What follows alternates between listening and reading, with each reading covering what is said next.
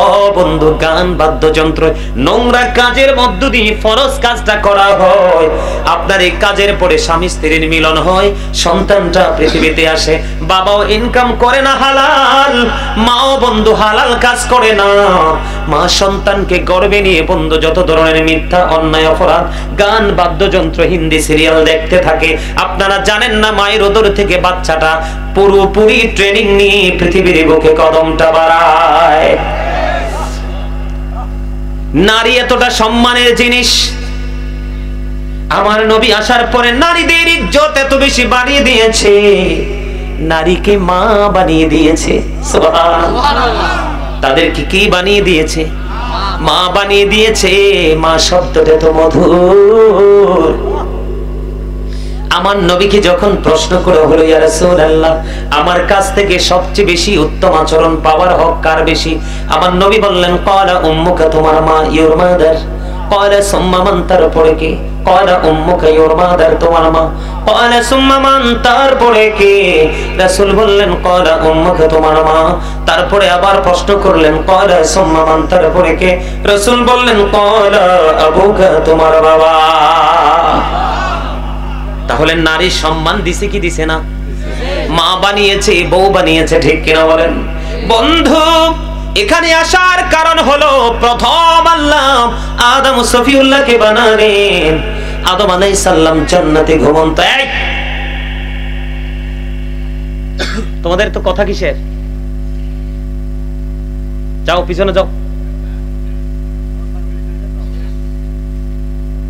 এটা আমার তামাশার জায়গা না। দাদা, আপনি জানেন না, এখানে যদি 1 লক্ষ মানুষ থাকতো, আমি সবাইকে আমার কন্ট্রোলে আনতাম, তারপর আমি ওয়াজে ঢুকতাম। আমি সেই গাজী সুলাইমান। আপনি দিক দিয়ে কথা বলবেন, ওদিক দিয়ে ডান্স করবেন, আর আমি ওয়াজ করব। এটা তো ইসলামের শিক্ষা নয়। এখানে থাকতে হবে 100% আদব এবং মনোযোগ। এই গ্রামের সবাই কি জান্নাতি? একজন নিশ্চয়ই আছে জান্নাতি, আর ওই জান্নাতির কারণে গ্রামটা সুস্থ থাকবে। জানেন কিছু? আল্লাহ ভালোবাসার জন্য সব করে।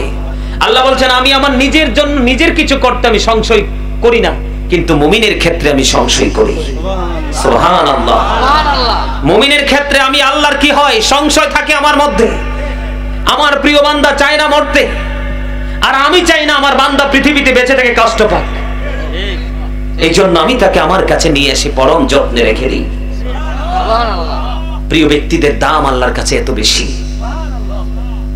যুবক, তোমরা তো জানো না, তারপরে এত আমি বলছিলাম নাই, তোমরা অনেক যুবক দেখতে পাচ্ছি। আমি তোমাদেরকে বলবো, ইউ আর ভেরি লাকি। কেন? কাল হাসরের দিন আল্লাহর আরশ ছাড়া কোনো কিছু থাকবে না। সেদিন আল্লাহ রাব্বুল আলামিন ইয়াং মেন যারা যৌবনকালে মসজিদের দিকে ছুটে গিয়েছিল, কোন আলেমকে ভালোবেসে সম্মান করে সালাম দিয়েছিল, মাহফিলে হুজুর আসবে তার আলোচনা শুনবো, ভালোবাসা নিয়ে বসেছিল, আর এইগুলো শুনে শুনে বাস্তবায়ন করেছিল। আল্লাহ বলেছে, হাবিব আপনি জানিয়ে দেন, ইয়াং মেনদের জন্য আমি আমার আরশের নিচে একটা কোটা খালি রেখেছি। আর মুরব্বীরা, আল্লাহ নিজেই বলেছেন, দাড়ি পাকা মুরব্বীদেরকে আল্লাহর জাহান্নামে দিতে আল্লাহর শরম লাগে। মুরব্বীদের দাম এত বেশি, চুল পেকে গেছে, দাড়ি পেকে গেছে, ভালো করে খাইতে পারে না, কিন্তু হাইয়া আলাস সালাহ বললে মসজিদে একজন আলেমের নাম শুনলে তার কাছাকাছি গিয়ে বসে আলোচনা শুনতে চায়। আমি যখন মাহফিলে যাই, যুবকদের চাইতে বেশি মুসাফা করতে দৌড়ে ছুটে আসে আলেম মুরব্বীগুলো। এটা প্রেম ছাড়া কিছুই নয়, ভালোবাসা ছাড়া কিছুই নয়। ভালোবাসতে শিখো, দেখবা পৃথিবী কত সুন্দর। মানুষ বলে পৃথিবী নোংরা হয়ে গেছে, কিন্তু আমার কাছে মনে হয় পৃথিবীটা এত সুন্দর। আল্লাহকে সবসময় বলি, আল্লাহ আমার হায়াতটা লম্বা করে দিও, কারণ মরে গেলে তো আর ওয়াজ টাজ করতে পারবো না। ওয়াজ করতে আমার অনেক ভালো লাগে, আলোচনা করতে অনেক বেশি ভালো লাগে। যখন কোরআন হাদিস নিয়ে বসি, কোরআন হাদিস নিয়ে বসলে অনেক সময় দেখা যায় সকালের খাবারের টাইম শেষ হয়ে গেছে, ঘড়ির দিকে তাকাই দেখি 12টা, এখনো কিতাব দেখা শেষ হয় না। এগুলো প্রেম। মুমিনের শিক্ষা অর্জন করার, ইলম অর্জন করার স্বাদ কোথায় গিয়ে মিটবে, কোথায় গিয়ে শেষ হবে জানো? যতক্ষণ না পর্যন্ত যে জান্নাতে না পৌঁছাবে, ততক্ষণ পর্যন্ত তার ইলম অর্জন করার স্বাদ মিটবে না।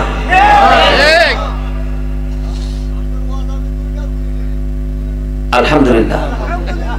আরেকটু জোরে মনে রাখবেন, প্রেম কিন্তু চামড়া দিয়ে হয় না। এই মিয়া, আমার বয়স 8, দাদার বয়স 80, প্রেম করতে কোনো বাধা? কারণ প্রেম হয় আত্মা দিয়ে। প্রেমের জগতে চামড়ার কোনো ভ্যালু নাই। কি আমার কথা কি বুঝে? প্রেমের জগতে চামড়ার কোনো কি নাই, ভ্যালু। এটা তো জাস্ট ফর্মালিটি, এটা খাঁচা। এটা কি খাঁচা? এই খাঁচা তো আল্লাহ বানাইছে, পিঞ্জরা বানাইছে পাখি রাখার জন্য। খাঁচার ভিতর অচিন পাখি কেমনে আসে যায়, তারে ধরতে পারলে শিকড় বেঁধে দিতাম পাখির পায়। খাঁচা ছেড়ে অচিন পাখি কেমনে আসে যায়। ঠিক কিনা বলেন? কি নিয়ে বাহাদুরি করেন? কিসের ঘুম? কি জন্য ঘুমাইতে গেছেন আজকে? চিরদিনের জন্য ঘুমাবেন, কবরে গেলে কেউ ডাকবে না, কিন্তু সেই দিন ঘুম হবে আপনার কাল ঘুম। কি জবাব দিবেন আল্লাহর কাছে?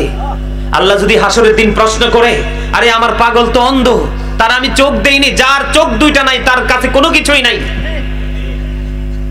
সে আমার পাগল জান্নাতের বাগান সাজালো, তোমরা তাকে এতটাই অ্যাভয়েড করেছো, ইগনোর করেছো, তোমরা তার সাথে মাহফিলটাতে গিয়ে তাকে সম্মান করতে পারলা না। কি জবাব দিবেন সেদিন? আল্লাহ কি পৃথিবীতে পাঠিয়েছে শুধু খাওয়ার জন্য, পড়ার জন্য, ঘুমানোর জন্য?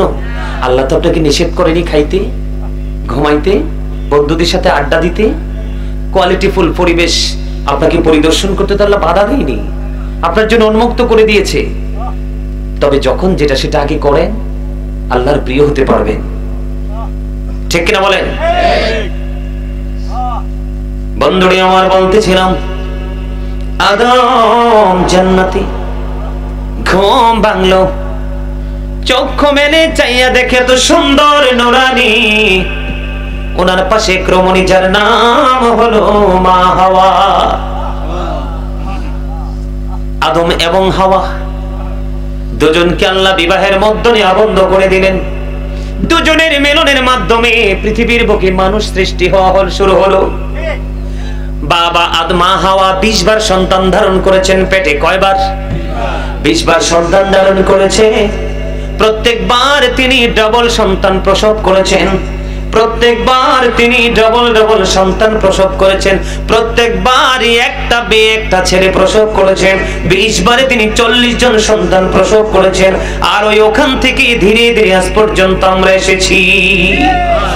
এর মধ্যে বন্ধু, নবীজি আসার আগে নারীদের কোনো দাম ছিল না, নারীদের কোনো মূল্য ছিল না। নারী হইলে অভিশাপ মনে করে জিন্দা পুঁতে ফেলতো মাটির নিচে। কিন্তু আপনার আমার প্রাণের নবী নারীদেরকে আসার পরে এত বেশি মর্যাদা দিয়েছে। বন্ধু রে, ঘরমোড়া গ্রামের ভাই আমার বাবারা, আমার মা বোনদেরকে ডেকে ডেকে বলছে, গো রাত্র গভীর হয়ে যাচ্ছে, দোয়া কবুলের সময় তত কাছাকাছি চলে আসছে। ঠিক কিনা বলেন? বন্ধুরে আমার বলতে চাই, আমি আপনাদেরকে বলে দিতে চাই, আল্লাহর হাবিব বলেছে, যেই বাবা মা 2টা কন্যা সন্তানের মালিক হলো, তার জন্য 2টা জান্নাত আমার আল্লাহ বরাদ্দ করে দিয়েছে। এখানে নারীর দাম কম না বেশি? হাদিসের রাবী বলেছেন, আমি আমার প্রাণের নবীকে একটা কন্যা সন্তান সম্পর্কে জিজ্ঞেস করিনি। যদি নবীকে একটা কন্যা সন্তান সম্পর্কে জিজ্ঞেস করতাম, তাহলে আমার নবী বলতো যে একটা কন্যার পিতারও একটা জান্নাত। এখন এই নারীদের দাম কম না বেশি? কিন্তু বন্ধু আমার, আল্লাহর অর্ডার নারীরা মানছে না, আল্লাহর হাবিবের অর্ডার মানছে না। তারা নিজের মতো করে নিজে চলাফেরা করে, তারা অসম্মানিত হচ্ছে, প্রতিনিয়ত তারা সম্মানহানি হচ্ছে। এবং কাল কিয়ামতের দিন সবচেয়ে বড় ভয়ঙ্কর সম্মানহানি হলো তাদের জন্য বর্ণনীয় কষ্টের জায়গা জাহান্নাম বরাদ্দ করে রেখেছে। আমার নবী যখন মেরাজে গেলেন, আমার নবী মেরাজে যাওয়ার পরে জান্নাতে নজর দিলেন, জান্নাতের দিকে তাকিয়ে দেখলেন বন্ধু শুধু গরিব মানুষ আর বেশি পুরুষ লোক। সুবহানাল্লাহ বলবেন না? আপনারা কি ওয়াজটা মন দিয়ে শুনতেছেন না? সুবহানাল্লাহ বলতে দেরি হয় কেন? সুবহানাল্লাহ।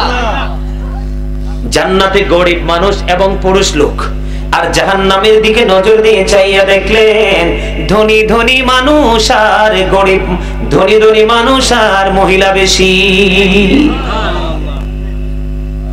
পৃথিবীর ধনী ছিল, ধর্মধনের ধন তাদের মধ্যে ছিল না বন্ধু। এর মধ্যে নারীরা সবচেয়ে বেশি জাহান্নামে যাবে পর্দা থেকে বাইরে আসার কারণে। এই জন্য আমি আল্লাহর কোরআনে আল্লাহ বলেছেন ওয়াকারনা ফি বুয়ুতিকুন্না ওয়ালা তাবাররাজনা তাবাররাজাল জাহিলিয়াতিল উলা। আল্লাহ রাব্বুল আলামিন বলেছেন নারীদেরকে তোমরা ঘরে থাকো, ওই ইসলামী যুগের নারীদের মতো, ওই জাহেলি যুগের নারীদের মতো তোমাদের রূপ অন্য বেগানা পুরুষদেরকে দেখায়ও না। ওয়ার্ডার কার? আর জোরে বলেন। নারীদের পর্দাটা এমন হবে মাথা থেকে পা পর্যন্ত তাদের ঢেকে রাখতে হবে। মাথা পর্যন্ত পা পর্যন্ত ঢেকে রেখে তারা গোটা পৃথিবী ভ্রমণ করতে পারবে, কোনো অসুবিধা নেই। তবে শর্ত হলো তিনটা, তারা একা একা ভ্রমণ করতে পারবে না, কারণ নারী ঘর থেকে বের হইলেই অনিরাপদ। বর্তমান যুগে আরো বেশি অনিরাপদ, ঠিক কিনা বলে? টিভিতে খবরে দেখেন কিনা এই বাড়ি থেকে ওই বাড়ি গিয়েছে, নারী ধর্ষণের শিকার হয়েছে। আমি কি ভুল বলছি? এগুলো দেখায় কিনা টিভিতে? প্র্যাকটিক্যালি খবর শোনেন কি শোনেন না? এই জন্য বন্ধু, নারীরা ঘর থেকে বের হলে তিনটা পুরুষ লাগবে। একটা হলো তার স্বামী, কি একজন হলো তার স্বামী, স্বামীর সাথে গোটা পৃথিবী ভ্রমণ করতে পারবে।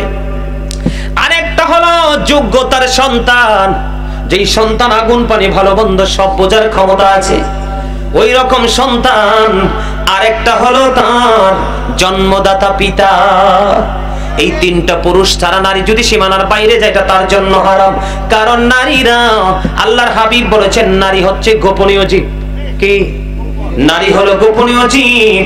তারা যতক্ষণ পর্যন্ত ঘরের ভিতরে থাকবে, পর্দার ভিতরে থাকবে, তাদের সম্মান মানুষের এত বেশি, তাদের প্রতি আকর্ষণ, সম্মানজনক আকর্ষণ থাকবে, যেমনি মানুষের গোলাপের বাগানের শ্রেষ্ঠ গোলাপের প্রতি থাকে। কথা বলেন না কেন? আপনারা প্র্যাকটিক্যালি বলেন, আপনাদের এই এলাকায় কি ভদ্র আমার মা বোন আছে না? তাদের সম্পর্কে মানুষ কতটা সম্মান দিয়ে কথা বলে, কিন্তু যেটা রাস্তাঘাটে চলাফেরা করে মানুষ বলে এটার নামটাই মনে করো না, এটা দায়ুস হয়ে গেছে। বলে কি বলে না? আমার নবী বলেছে, মা ও মা, আমার বাবারা, আমার ভাই বোনেরা, বিশেষ করে আমার মা বোনদেরকে ডেকে ডেকে বলছি গো, এই হোমনা গার বলার আমার মা বোনেরা সবাইকে বলছি, হৃদয় করে শোনো, আজকে ঘুমায়ও না। আমার নবী বলেছেন নারীরা হলো গোপনীয় জীব। তারা যতক্ষণ পর্যন্ত পর্দায় থাকবে তাদের সম্মান থাকবে আকাশচুম্বী, কিন্তু যখন তারা ঘর থেকে বের হয়ে যাবে, পর্দা থেকে তারা বের হয়ে যাবে, তখন শয়তান তাদেরকে দেখলে উকি ঝুঁকি দিবে। জোরে জোরে বলেন না নাউজুবিল্লাহ, আর জোরে বলেন না নাউজুবিল্লাহ। বন্ধুরে আমার, আমার নবী, আপনার নবী সরকারে মদিনা, দেখেন নারীদের পর্দাটা কতটা সেনসিটিভ ভাবে করতে হবে বন্ধু। হযরত উম্মে সালমা রাদিয়াল্লাহু তাআলা আনহা থেকে হাদিস কানা বর্ণিত, তিনি বললেন, মাইমুনা সহ আমি নবীজির দরবারে উপস্থিত ছিলাম, এমন সময় দেখতে পেলাম উম্মে মাকতুমের পুত্র আব্দুল্লাহ নবীজির রওজার দিকে, নবীজির দিকে আসছে। এবার আমার নবীজি ডেকে ডেকে বললেন, তোমরা এখান থেকে আত্মগোপন করো, তার মানে তোমরা এখান থেকে প্রস্থান করো, চলে যাও। ইয়া রাসূলুল্লাহ, ইয়া হাবিবাল্লাহ, নবী গো, ও প্রাণের নবী, ওই আব্দুল্লাহ তো অন্ধ গো নবী। আমার নবী বলেছেন, আব্দুল্লাহ অন্ধ, তোমরা তো অন্ধ নও। বুঝতে পারছেন কিছু? তার মানে এখান থেকে কে বোঝা যায় বন্ধু, আপনাদের শেখ সাহেব অন্ধ কিনা? দৃষ্টি শক্তি নাই তো ওনার। উনি যদি এক্সাম্পল ওনাকে দেই, যেটা উনি আপনাদের চোখের সামনে আছে, উনি যদি কোন রাস্তা দিয়ে হেঁটে যায়, উনি হয়তো এই নারীদেরকে দেখবে না, কিন্তু ওই নারীরা ওনাকে দেখতে পায় স্পষ্ট ভাবে। এই জন্য নবী বলেছে, একটা অন্ধ যদি হয় পুরুষ, তোমরা, তোমাদের তো দৃষ্টি আছে, তোমরা তাদের দিকে নজর দিও না। এটা কি রাসূলের শিক্ষা কিনা? ট্রেনিং কিনা? বড় বন্ধুরে আমার, আমার রাসূল বলেছেন, তোমরা বেগানা নারীদের সাথে কি করো না? দেখা করো না। কি করো না? তোমরা বেগানা দাড়ি নারীদের সাথে দেখা করো না। এই জন্য বন্ধু আমার দিকে তাকান, যেখানে বেগানা একটা নারী থাকে আর একটা বেগানা পুরুষ থাকে, এখানে তৃতীয় জন থাকে শয়তান। কি দুজনের মধ্যে আকর্ষণ আছে না নাই? আকর্ষণ বিকর্ষণ আছে না নাই? শয়তান থাকবে কেন জানেন তো? শয়তান থাকবে দুজনের মধ্যে নোংরামি সৃষ্টি করে দেওয়ার জন্য। ঠিক কিনা বলেন? আমার দিকে তাকান। আপনারা আলোচনাটা বন্ধু আউট করে দিলে হবে না বন্ধুরে আমার। হযরতে উকবা ইবনে আমির রাদিয়াল্লাহু তাআলা আনহু থেকে হাদিস কানা বর্ণিত, আমার রাসূল বলেছেন বেগানা নারীদের দিকে যেও না। তখন একজন জনৈক সাহাবী প্রশ্ন করলেন, ইয়া রাসূলুল্লাহ, ইয়া হাবিবাল্লাহ, নবী গো, ও প্রাণের নবী, দেবর সম্পর্কে আপনার মন্তব্য কি? আপনারা আমার কথা বুঝেননি? আমার রাসূল বলছে কি, বেগানা নারীদের দিকে কি করো না, আগাইয়া যেও না, এগিয়ে যেও না, বেগানা নারীদের সাথে দেখা করো না, কথা বলো না। এবার জনৈক সাহাবী প্রশ্ন করলো, ইয়া রাসূলুল্লাহ,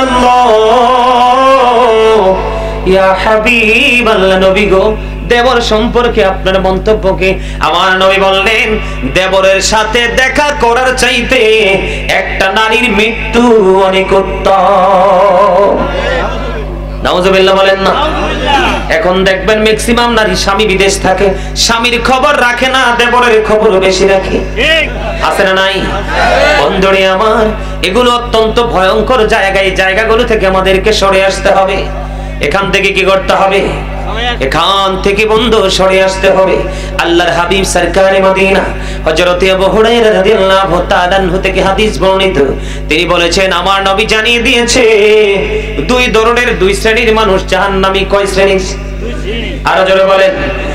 দুই শ্রেণীর মানুষ জাহান্নামী। এক শ্রেণীর মানুষ আমরা বর্তমানে তাদেরকে বলি সন্ত্রাস। বাংলাদেশে কি বলে? সন্ত্রাস। তাদের হাতে চাবুক থাকবে। কি করবে? তাদের হাতে চাবুক থাকবে।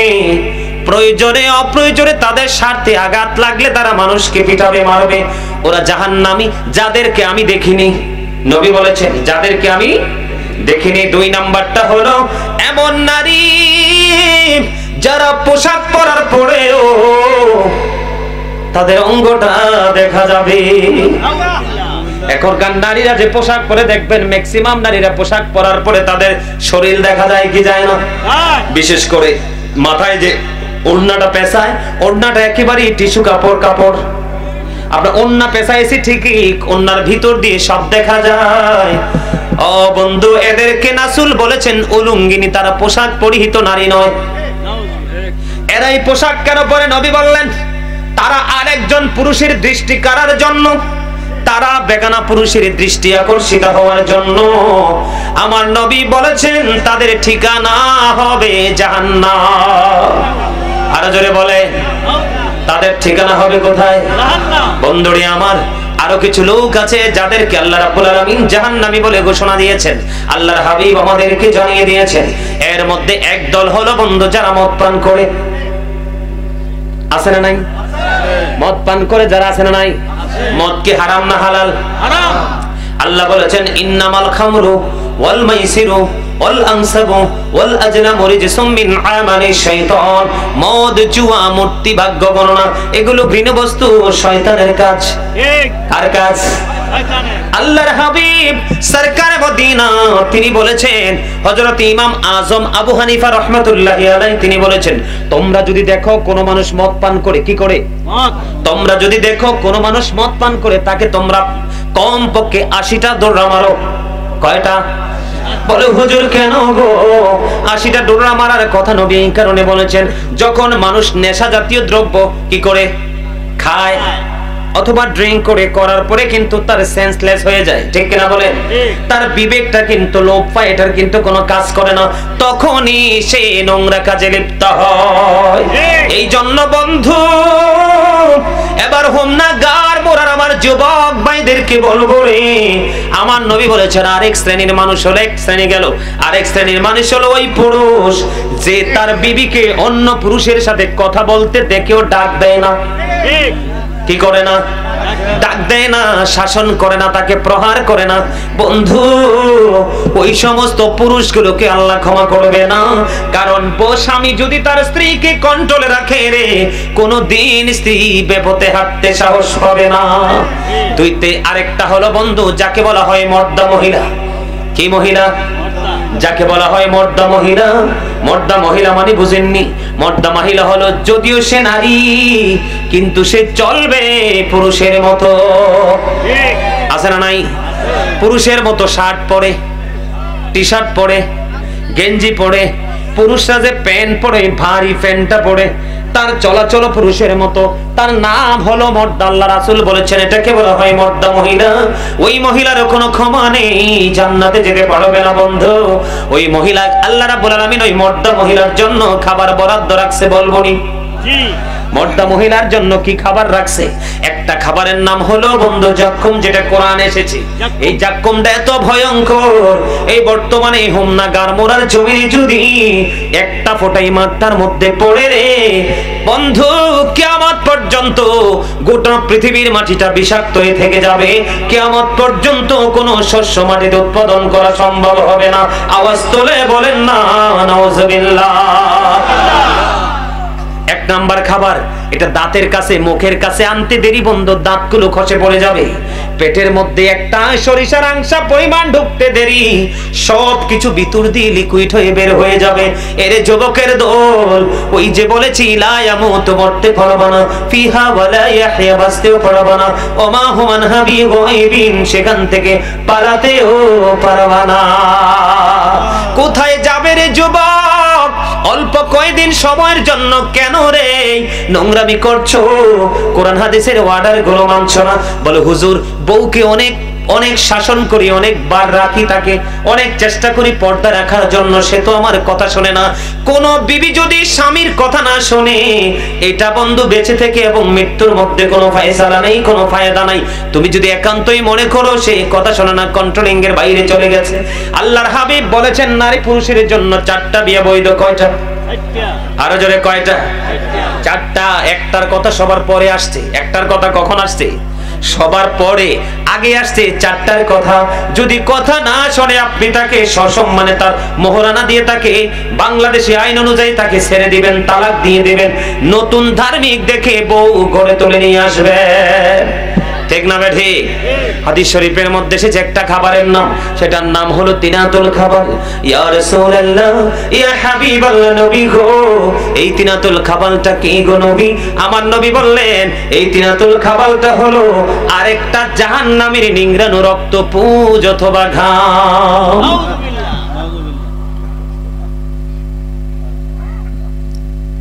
খাইতে হবে তো, বাঁচার সুযোগ নাই, মরার সুযোগ নাই, পালাবারও। কি করবেন? উপায় আছে সেদিন?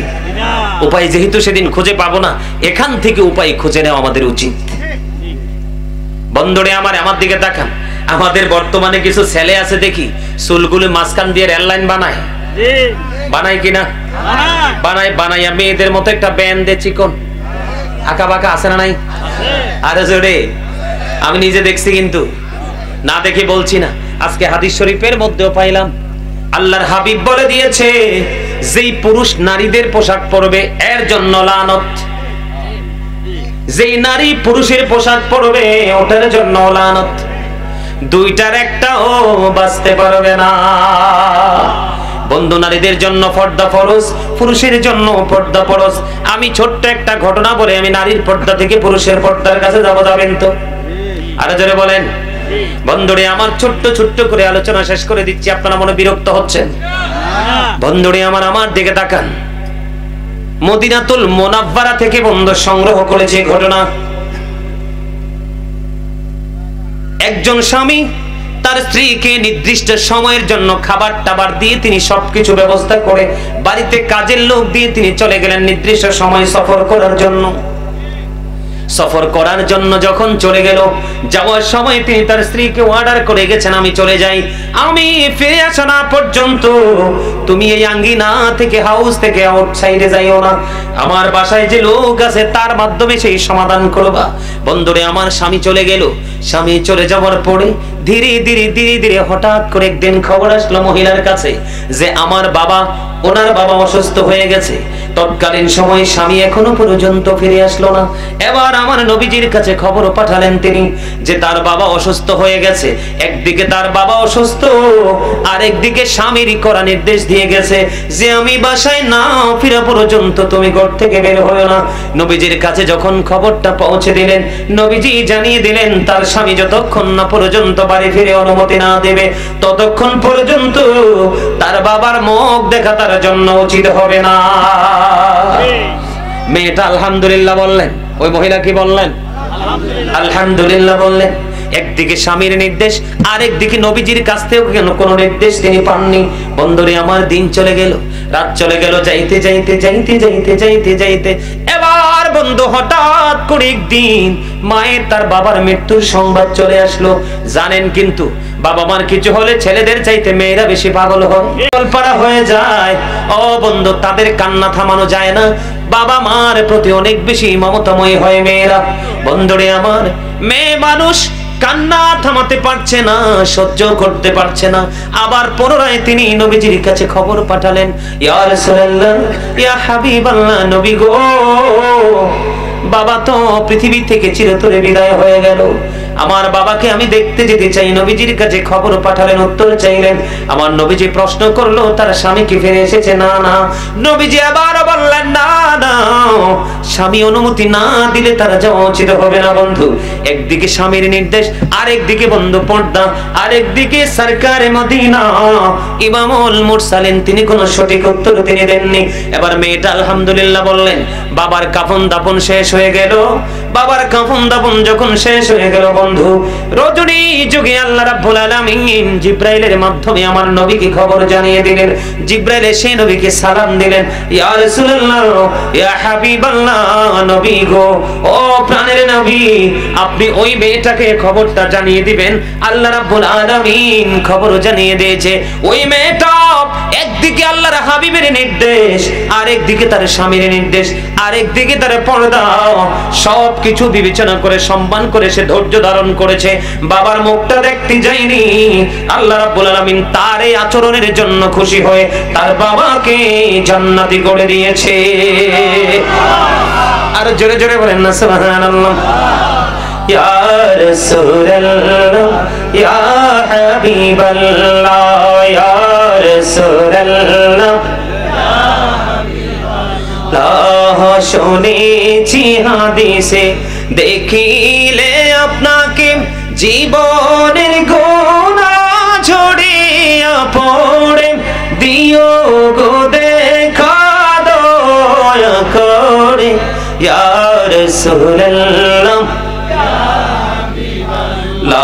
ইয়া রাসূলুল্লাহ, আসসালাতু ওয়াসসালামু আলাইকা ইয়া রাসূলুল্লাহ। জোরে জোরে বলুন আলহামদুলিল্লাহ। বন্ধুরে আমার, মহিলাদের নারী পর্দা নিয়ে আর কিছু বলবো না। এবার সবচেয়ে বড় ভয়ঙ্কর যে পর্দার খবর হলো, সেটা হলো পুরুষের পর্দা। এই খবর আপনারা জানেন কিনা জানি না। আল্লাহ কোরআনে বলেছেন, লিবাসুত তাকওয়া যালিকা খায়র, আল্লাহর কাছে সবচেয়ে উত্তম পোশাক হলো তাকওয়ার পোশাক। এই পোশাকটা যেটা ফরজ পোশাক, পুরুষের জন্য ফরজ করে দিয়েছেন। উপর দিয়ে নাভি বরাবর, কি বরাবর? উপর দিয়ে নাভি বরাবর, অথবা নাভির উপরে, আর নিচের দিক দিয়ে বন্ধ টাকনোর উপরে, এইটুকু সীমাবদ্ধ রেখে পোশাক পরা পুরুষের জন্য ফরজ। এই সীমানা যদি অতিক্রম করে তাহলে এটা হবে হারাম। নাউজুবিল্লাহ বলেন না, আরো জোরে বলেন নাউজুবিল্লাহ। আল্লাহ রাব্বুল আলামিন তিন শ্রেণীর মানুষকে ক্ষমা করবে না, তাদের কাল হাসরের দিন তাদেরকে দয়া করবে না। এর মধ্যে এক শ্রেণীর মানুষ হলো, ও বন্ধু, যেই পুরুষেরা অহংকার করে করে টাকনোর নিচে ঝুলি ঝুলি পোশাক পরে। নাউজুবিল্লাহ বলেন না। এখনকার ছেলেদের পোশাকটাকে নাভির নিচে নাও পড়ে, আরো জোরে, এটা এতটাই নিচে হাজার চেষ্টা করলে উপরে ওঠে না। ওঠে না। ওঠার কারণ কি বলে হুজুর? না ওঠার কারণ হলো ইহুদিরা। কারা? ওই যে সাদা সাদা কুকুরগুলো ইসরায়েল নামক জায়গার, সাদা সাদা কুকুরগুলো মুমিনদেরকে হত্যা করে দিচ্ছে, ফিলিস্তিনের সামরিক বেসামরিক মানুষগুলোকে। ঠিক কিনা বলে? ফিলিস্তিনের মানুষ হলো মুমিন আর এগুলো হলো ইহুদি। যোগে যোগ ঠিক কিনা বলে? এই যে ছোট্ট পোশাকের মূল রহস্য হলো বন্ধু ইহুদিরা, হিন্দু খ্রিস্টান বেঈমান কাফের মুশরিকেরা বন্ধু এগুলোকে আমি সাদা কুকুর বলি। কি কুকুর? যেই সাদা সাদা কুকুরগুলো 61 হিজরিতে রাসূলের কলিজার টুকরাকে বাগান থেকে ছিঁড়ে নিয়ে গিয়েছিল। এর মধ্যে অন্যতম হলো ইমাম হুসাইন রাদিয়াল্লাহু তাআলা আনহু, যার সম্পর্কে আমার নবী বলেছেন আল হাসান ওয়াল হুসাইন সাইয়্যিদা শাবাবি আহলিল জান্নাহ। আমার রাসূল বলেছেন ইমাম Hasan and Husain are the leader of younger people in Jannah. আমার নবী বলেছেন ইমাম হাসান হুসাইন দুই ভাই জান্নাতে যুবকদের সরদার। এরে যুবক, নবীকে ভালোবাসো, ইমাম হাসান হুসাইনকে ভালোবাসো, তোমার ঠিকানা হবে জান্নাত। রিসিপশনে তোমার জন্য রাসূলের কলিজার টুকরা দুইজন দাঁড়িয়ে থাকবে। আমার আলোচনা সেই দিকে না।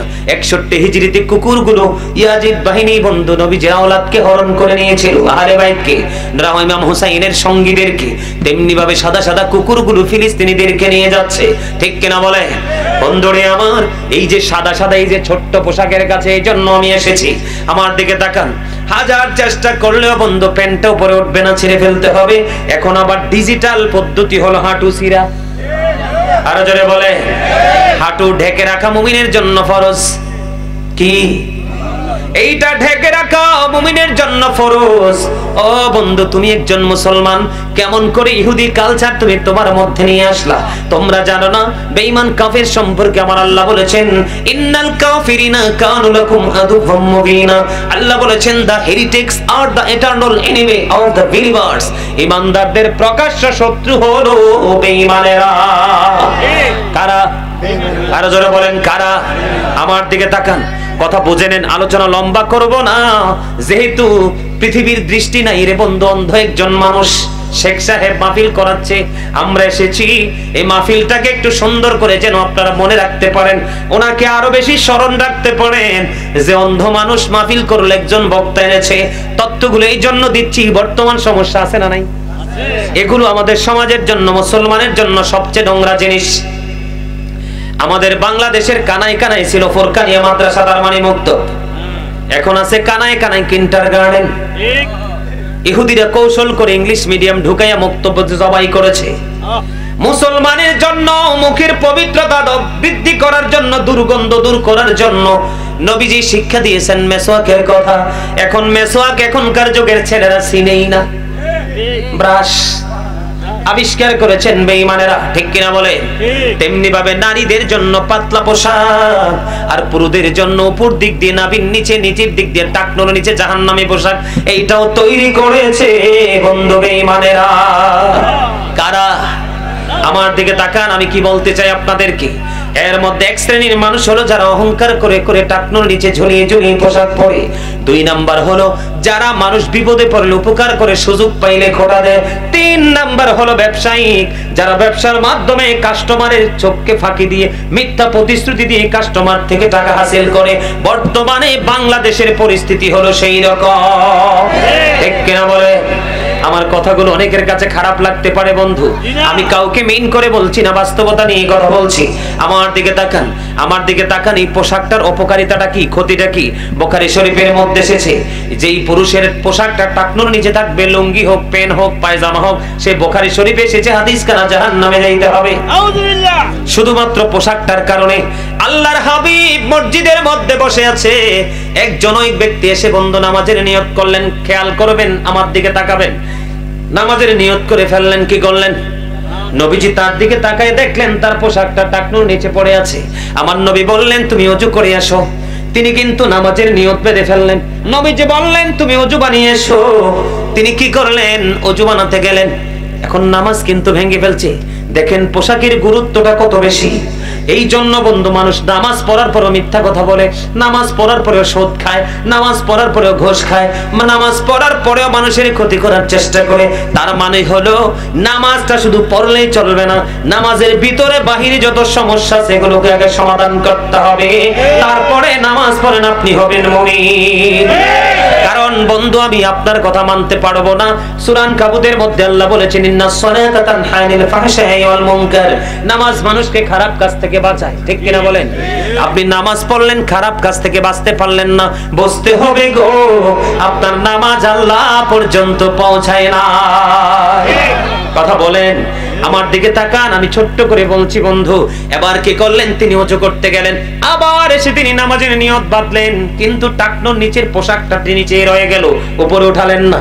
আবার নামাজের নিয়ত বাঁধলেন, নবীজি বললেন তুমি আবার ওযু করে আসো। তিনি আবার নামাজের নিয়ত ভেঙে ওযু করতে গেলেন। বন্ধু দুইবার তিনি ওযু করতে গেলেন।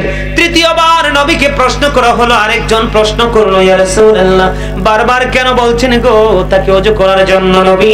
এবার আমার নবী বললেন, সে যে পোশাক পরে নামাজ পড়তেছে, এই পোশাক পরে কিয়ামত পর্যন্ত নামাজ পড়তে পড়বে, তার নামাজ আল্লাহর দরবারে কবুল হবে না, কারণ তার পোশাকটা টাকনুর নিচে। বুঝে আসছে কিছু? Very hard. আবু বকর সিদ্দিক রাদিয়াল্লাহু তাআলা আনহু বলল, ইয়া রাসূলুল্লাহ আমি তো আমার পোশাকটা টাকনুর উপরে রাখি, কিন্তু মাঝে মাঝে লুজ হয়ে টাকনুর নিচে চলে যায়, নবী গো আমিও কি সাজার অন্তর্ভুক্ত হব? এবার আমার নবী একটা ডাক দিয়ে বললেন, আবু বকর গো, যারা অহংকার করে সুস্থ মস্তিষ্কে ইচ্ছে করে করে লুঙ্গি প্যান্ট পায়জামা টাকনুর নিচে ঝুলিয়ে ঝুলিয়ে পড়ে, ওদের ঠিকানা হবে জাহান্নাম। কিন্তু যারা সব সময় টাকনুর নিচে উপরে পড়ে, কিন্তু মনের অজান্তে নিচে গেল, যখন দেখলো নিচে চলে গেছে, আবার তিনি হুট করে উপরে উঠাইলো, ওই ব্যক্তি সাজার অন্তর্ভুক্ত হবে না, কারণ তার মধ্যে আছে আল্লাহর ভয়। কার ভয়? যখন আল্লাহর কথা মনে হলো, আল্লাহ তো বলছে এটা নিচে রাখা যাবে না, উপরে উঠাই ফেলি, তার মানে কি? এটার প্রমাণ অত্যন্ত চমৎকার দলিল হলো আল্লাহ বলেছেন আল্লাযীনা আমানু, যারা ঈমান এনেছে, ওয়া কানু ইয়াত্তাকুন, এবং তাকওয়া অবলম্বন করেছে, লাহুমুল বুশরা, সবচেয়ে বড় মজার খবর তাদের জন্য সুসংবাদ, ফিল হায়াতিদ দুনিয়া, দুনিয়ার জীবনে, ও ফিল আখিরা, এবং পরকালের জীবনে। ঈমান আনার পরে যদি আল্লাহকে কেউ ভয় করতে পারে, কি করতে পারে? ভয় করার পড়তে পারে, শুধু ভয়। এইদিকে তাকান, আল্লাহর প্রতি যদি আপনার সিনায় ভয় থাকে, আপনি মনে করবেন তাহলে আপনি সাকসেস। এটা আমার কথা না, আল্লাহ বলেছেন লাহুমুল বুশরা, তাদের জন্য সুসংবাদ, ফিল হায়াতিদ দুনিয়া, দুনিয়ার জীবনে, অফিল আখিরা, এবং পরকালের জীবনে। আমার কথা আপনারা বুঝতে পারছেন? এর মধ্যে আরো কিছু আছে, আমি আপনাদেরকে বলি, আপনারা মনে মনে ভাববেন, বলে হুজুর নিচে দিয়া টাকনুর উপরে উঠাই ফেলবো, আমি মাইন্না নিলাম, আমি মেনে নিব, কিন্তু আল্লাহ তো কন্ডিশন দিয়েছেন কয়টা? কয়টা? এখন উপর দিয়া যে নাবিন নিচে, এটা কেমনে বৈধ করবেন? হাজার চেষ্টা করলেও এটা উপরে উঠবে না, বেঈমানেরা কৌশল করে বানাইছে মুসলমানকে ধ্বংস করার জন্য। কি করার জন্য? তাহলে এই প্যান্ট কি পরবেন? আরো জোরে। লাল জামা, পুরুষদেরকে বলে দিচ্ছি, লাল জামা কোনোদিন পরবেন না। কি করবেন না? আরো জোরে। লাল জামা পরবেন না, কারণ লাল পোশাক পরা পুরুষের জন্য মাকরুহ তাহরিমি, হারামের অন্তর্ভুক্ত, এটা নারীদের জন্য বৈধ। ভুলেও লাল জামা, রেশমি কাপড় এবং স্বর্ণ, কি আরো জোরে বলেন, স্বর্ণ এক সুতা পরিমাণ, এক কানা পরিমাণ, এক রতি পরিমাণও পড়তে পারবেন না, পুরুষের জন্য এটা হারাম, নারীর জন্য বৈধ। কথা কি বুঝতে পারছেন? এক ব্যক্তি নবীজিকে সালাম দিলেন, একবার নবীজি সালামের জবাব দেয় না, আরেকবার সালাম দিলেন, নবীজি সালামের জবাব দেয় না। রহস্য কি? নবীজি সালাম দুইবার দিল, জবাব দেয় না, তার কারণ কি? নবীজি তার পরনে লাল রঙের জামা দেখেছেন, এই জন্য নবীজি তার সালামের জবাব দেয়নি। সাবধান হতে হবে, টকটকে লাল পোশাক পুরুষের জন্য হারামের আওতাধীন।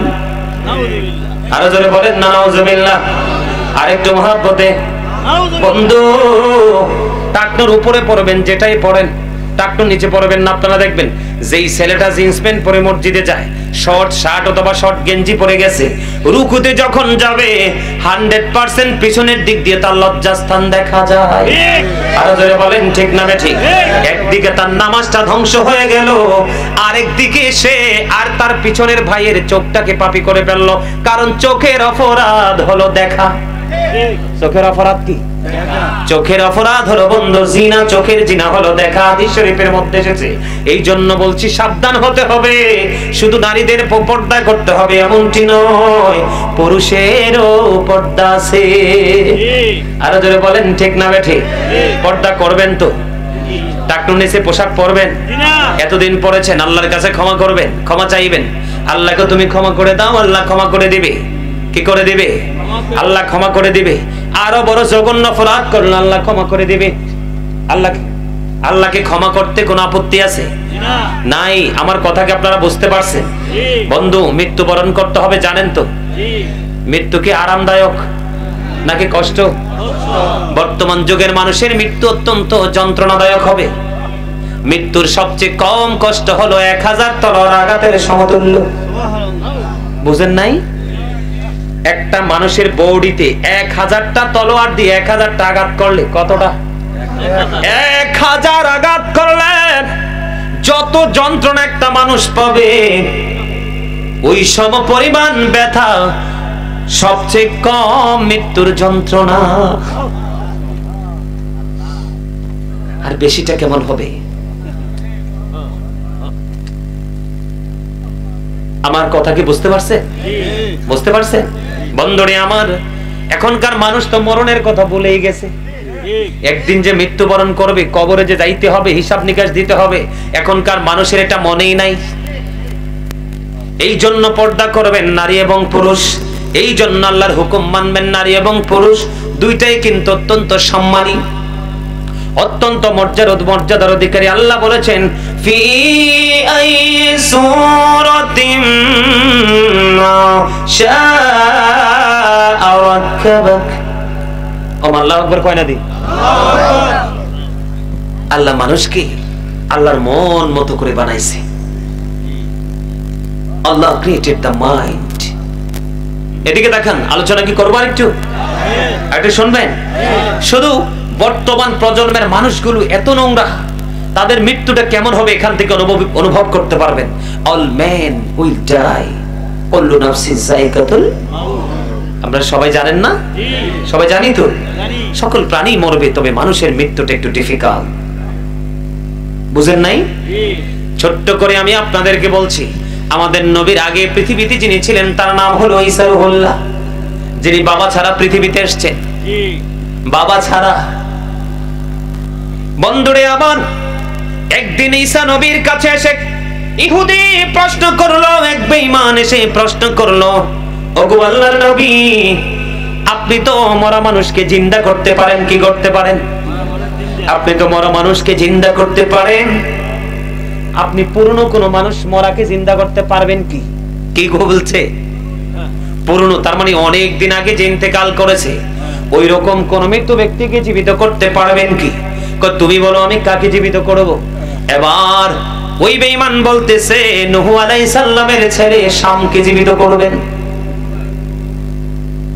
এবার দৌড়ে চলে গেল গার মরার মানুষ। একটুখানি বিবেচনা করো, কোথায় যাবে রে? দেহ থেকে পাখিটা গেলে বন্ধু, ঝড় তুফান যতই আসুক, প্রতিকূল অবস্থা যতই আসুক না কেন, আর তো ঘরে ফিরিয়ে নিবে না। ওই দিন এক ব্যক্তির জানাজা পড়তে গেলাম, কেমন মৃত্যু হয়েছে জানেননি? অবাক, একবারে তাজা মানুষ, চামড়াটা একটুও বড়ে নাই, একবারে টান টান কাঁচা হলুদের মতো বডিটা। বন্ধু, ওই ব্যক্তিটা ফজরের নামাজ পড়ে বাসায় যেয়ে শুইছে। যখন সকালে নাস্তা খাওয়ার সময় হলো, বিবি তাকে ডাক দিল। বিবি তাকে যখন ডাক দিল, যাওয়ার পরে চাইয়া দেখি ঘুমের মধ্যে সে ড্যাড। ইন্না লিল্লাহি ওয়া ইন্না ইলাইহি রাজিউন। এরকম কয়েকটা মৃত্যু হয়েছে আমাদের শহরে। গুদুর পুষ্করি পার মসজিদের ইমাম সাহেব মাশাআল্লাহ বডি টডি সুন্দর ছিল। দুপুরে খাবার খেয়ে হুজরায় গিয়ে ঘুমাইছে। হুজুরের কোনো সারা শব্দ নাই।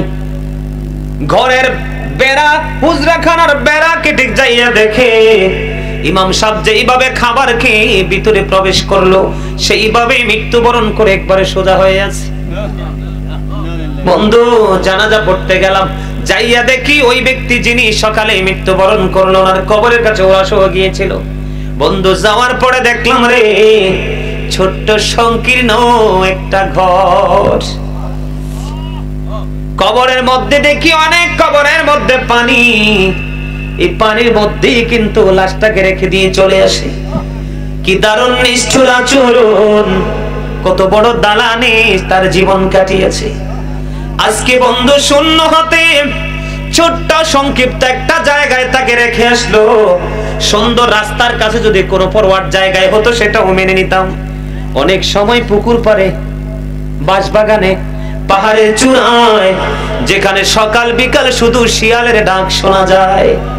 এরে মানুষ, কেন রে ইসলামের আইন বন্ধু ভঙ্গ করছো? একটা বার কি ভাবলা না, একটা বার কি ভাবলা না যেই কোনো মুহূর্তে মালিকের ডাক আসতে পারে?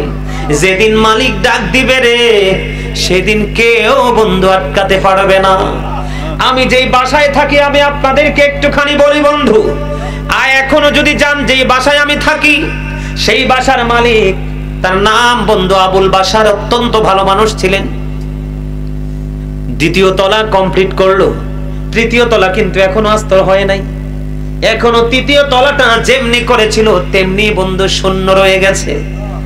তার মৃত্যুটা আমার চোখের সামনে হয়েছে। উনার অসুস্থ বোধ করতেছে। উনার রুমটা যে বাসায় থাকে, দরজাটা থেকে শুধু একটা কদম দিয়েছে বন্ধু। হঠাৎ করে আমি সামনে দাঁড়াইছি এশার নামাজ পড়ে, হঠাৎ করে দেখলাম ঘাটটা ফেলে দিল। আমি নিচে দিয়ে তাকায় দেখলাম জিহ্বায় কামড় দিয়ে দিল। আমি ভাবলাম উনি চলে গেছে, হসপিটালে গেছে। যাওয়ার পরে বলতেছে হি ওয়াজ ডেড, ইনি আগেই মারা গেছে। বন্ধু কত নির্মম মৃত্যু দেখেছি, কত যুবক বন্ধু চলে যায়, ঠিক কিনা বলেন? আমি আপনাদেরকে মনে করে দিতে চাই রে, মৃত্যু বড় ভয়ঙ্কর জায়গা। আপনারা জানেন না, একটা নিকৃষ্ট পাপী লোকের আত্মাটা যখন বের করতে আসে ফেরেশতা, আসার আগে আল্লাহর তরফ থেকে কুদরতি চট নিয়ে আসে। চট চিনেননি? পাতলা একেবারে বেতের চট, সালার চট নিয়ে আসে। বলে হুজুর কেন গো? চট নিয়ে আসার মানে কি? হাদিস শরীফের মধ্যে এসেছে, কিতাব প্রমাণ করেছে বন্ধু। এই পাপী লোকের আত্মাটা যখন তার দেহ থেকে বের করা হয়, তার আত্মা থেকে এত বেশি দুর্গন্ধ বের হয়, গোটা পৃথিবীর সকল প্রাণীগুলো ইন্তেকাল করার পরে একটা জায়গায় যদি রাখা হয়, রাখার পরে পচে যে দুর্গন্ধটা বের হয়, গোটা পৃথিবীর সকল প্রাণী এর চাইতে ভয়ঙ্কর দুর্গন্ধ বের হয় একটা পাপী লোকের আত্মা থেকে। এই জন্য ফেরেশতারা রূহটা বের হইতে দেরি চট দিয়ে বন্ধু পেঁচিয়ে ফেলে। জোরে জোরে বলেন না নাউজুবিল্লাহ, আরো জোরে বলেন না নাউজুবিল্লাহ। বন্ধুরে আমার, আমি আপনাদেরকে বলে দিতে চাই, কাকে জিন্দা করব? নূহ আলাইহিস সালামের ছেলে শামকে জিন্দা করব। এবার ওই বেঈমানকে নিয়ে নবীজি ঈসা রুহুল্লাহ চলে গেলেন ওই শামের কবরের কাছে। আল্লাহ রাব্বুল আলামিন যে পাওয়ার দিয়েছেন, পাওয়ার তিনি খাটালেন। এবার নূহ আলাইহিস সালামের ছেলে শাম জিন্দা হলো। জিন্দা হওয়ার পরে এবার ওনার চেহারার দিকে তাকায় দেখতেন ঈসা রুহুল্লাহ দাড়ি এবং চুলগুলো সবগুলো পাইকা সাদা হয়ে গেছে। এবার ঈসা নবী একটা ডাক দিয়ে বলল, তোমাদের জামানায় মানুষগুলোর চুলদাড়ি তো পাকতো না, কিন্তু তোমার চুলদাড়িগুলো কেন পেকে গেল? এবার শাম উত্তর দিল, নবী গো, আমার চুলদাড়িগুলো পেকে গেছে তার কারণ হলো আমি জানি মানুষ মরার পরে আরেকবার জিন্দা করে, আর সেই দিনটা হলো কিয়ামতের দিন। সেই দিনই মানুষের ফাইনাল ফয়সালা হবে, কে চির জান্নাতি আবার কে চির জাহান্নামী। নবী আমাকে যখন আবার জীবিত হওয়ার জন্য ডাকা হলো গো, তখন আমার মধ্যে এতটা ভয়, আমার মধ্যে এতটা আতঙ্ক ছিল, ভয় আর আতঙ্কের কারণে আমার চুল দাড়িগুলো পাইকা সাদা হয়ে গেছে। এবার ওনাকে প্রশ্ন করলো, তোমার মৃত্যুবরণ করেছো যে, তোমার মৃত্যুর বয়স কত? কয় আমি যে মৃত্যুবরণ করেছি আজ পর্যন্ত 4000 বছর হয়েছে। জোরে জোরে বলেন আল্লাহু আকবার। কত হাজার বছর? 4000 বছর হয়েছে। কয় নবী, নবী গো, নবী গো, 4000 বছর হয়েছে গো নবী, এখনো পর্যন্ত আমি মৃত্যুর যন্ত্রণা বলতে পারি না। আল্লাহু আকবার। মৃত্যু অত ভয়ঙ্কর, এখনো সময় আছে, সচেতন হন। যোগ্য আলেমদেরকে খোঁজেন। বলে হুজুর সারাটা জীবন তো পাপ করলাম, তো কি হয়েছে? শয়তান আপনাকে কুমন্ত্রণা দিয়েছে, আপনি পাপ করেছেন। আল্লাহ রাসূল বলেছেন, হাদিস শরীফের মধ্যে এসেছে, আমার কোন বান্দা যদি মাছির মাথার সমপরিমাণ, কিসের সমপরিমাণ? মাছির মাথাটা একেবারে ছোট না বন্ধুরে আমার, মাছির মাথার সমপরিমাণ একটা ফোঁটা চোখের পানি যদি আল্লাহর দরবারে আল্লাহর কাছে কেঁদে কেঁদে ফালাই রে, আমার আল্লাহ তার জন্য জাহান্নামের আগুনকে হারাম করে দিবে। আর জোরে বলেন না সুবহানাল্লাহ। আমি আপনাদেরকে একটা এক্সাম্পল দিতে চাই বন্ধু। জুহাইনা গোত্রের এক মহিলা ব্যভিচারের মাধ্যমে সন্তান ধারণ করলো। কিসের মাধ্যমে? ব্যভিচারের মাধ্যমে সন্তান ধারণ করলো, অবৈধ সম্পর্কের মাধ্যমে। মহিলাটার পেটের মধ্যে যখন সন্তান চলে আসলো, এবার ওই মহিলার বাবা তার নবীজির কাছে নিয়ে গেল, পুরো ঘটনা হিস্টোরি খুলে বলল। এবার নবীজি ডাক দিয়ে বললেন, তুমি তোমার মেয়েটাকে নিয়ে বাড়ি চলে যাও, অত্যন্ত পরম যত্ন সহকারে তাকে লালন পালন করো। লালন পালন শেষ হওয়ার পরে তুমি কি করবে? তুমি তার বাচ্চাটা যখন পরিপূর্ণ হবে, প্রসব করবে, আমার কাছে নিয়ে আসবা। দিন চলে গেল, রাত চলে গেল, মেয়েটাকে নিয়ে রাসূলের কাছে আসলো। রাসূলের কাছে আসার পরে নবীজি বললেন, তার গায়ের পোশাক দিয়ে তার বডিটাকে বাঁধো। বাঁধার পরে আরেক দিক দিয়ে বললেন, তার জন্য গর্ত খনন করো। গর্ত খনন করা হলো, তাকে গর্তের মধ্যে ফালানো হলো। রজম পাথর মারতে থাকো, পাথর মারা হলো। মারতে মারতে মারতে মারতে মহিলাটা ইন্তেকাল করলো। এবার বন্ধু, তার জানাজা কে পড়াবে? সবাই চিন্তিত। কি? সবাই চিন্তায় পড়ে গেল। বুঝবেন, আপনাদেরকে বোঝানোর জন্য বলতেছি বন্ধু, হাদিস কানা। সবাই চিন্তায় পড়ে গেল, টেনশনে পড়ে গেল। আল্লাহর হাবিব অর্ডার দিল তাকে খনন পাথর মারার জন্য। পাথর মারতে মারতে মহিলাটা মৃত্যুবরণ করলো, কিন্তু তাকে মাটি তো দিতে হবে, জানাজা পড়াতে হবে। কে রে তার জানাজা পড়াবে? বন্ধু, তার জানাজার ইমাম হয়ে গেলেন আপনার আমার প্রাণের নবী। জোরে জোরে বলেন না সুবহানাল্লাহ। বন্ধু, কেউ তো সাহস করতেছে না নবীকে জিজ্ঞেস করার জন্য, এটা কেমন করে সম্ভব? এবার হযরতে ওমর ডাক দিলেন, ইয়া রাসূলুল্লাহ, ইয়া হাবিবাল্লাহ, নবী গো, ও প্রাণের নবী, আপনি অর্ডার করলেন তাকে পাথর মেরে মারার জন্য, আবার আপনি তার জানাজার ইমাম হয়ে গেলেন। নবীকে বুঝে আসলো না।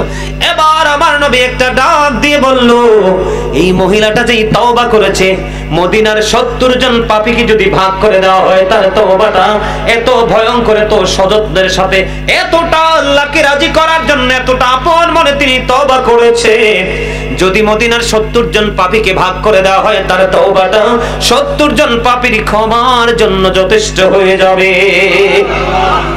জোরে বলেন না সুবহানাল্লাহ। আমি আপনাদেরকে বোঝানোর জন্য বলছি, ভয়ঙ্কর জায়গা। যার মৃত্যুর অর্ডার দিলেন নবী, সেই নবীর জানাজাই তার জানাজা পড়িয়ে দিলেন, শুধু তাকওয়ার কারণে। কিসের কারণে? তাকওয়ার কারণে, ভয়ের কারণে। সম্মানিত উপস্থিতি, বেশি বেশি করে 5 ওয়াক্ত নামাজ পড়বেন, হালাল পথে রোজগার করবেন, যেই পথে চললে আল্লাহ রাসূল খুশি সেই পথে চলার চেষ্টা করবেন। কথা কি বুঝতে পারছেন? সম্মানিত উপস্থিতি, রাত্র কয়টা বাজে? 12:40। আর আলোচনা করা যাবে না। আপনারা মিলাদ পড়েন না? দাঁড়াইয়া রাসূলকে সালাম দেননি? আমি কিন্তু দেই। আপনারা পক্ষে তো? আলহামদুলিল্লাহ। সম্মানিত উপস্থিতি, শুরু থেকে এই পর্যন্ত আমার আলোচনা শেষ, আর আলোচনা করব না। অনেক লম্বা সময় আলোচনা করছি। মিলাদ কি মোনাজাত দিতে আর সময় চলে যাবে। ফজরের নামাজ তো পড়তে হবে। মান সাল্লাল বারদাইনি দাখালাল জান্নাহ, যেই ব্যক্তি শীতল সময়ের 2 ওয়াক্তের নামাজ পড়বে, সেই জান্নাতে যাবে। একটা হলো ফজরের নামাজ, আর একটা হলো আসরের নামাজ। মান তারাকা সালাতাল আসরি ফাকাদ হাবিতা আমালুহু, যেই ব্যক্তি আসরের নামাজ ছেড়ে দিল, তার সব আমল বরবাদ হয়ে গেল। মনে রাখতে হবে ফজরের নামাজ ছাড়া যাবে না। সারাদিন ওয়াজ শুনে লাভ হবে কি? রাত্রে 1টা বাজে।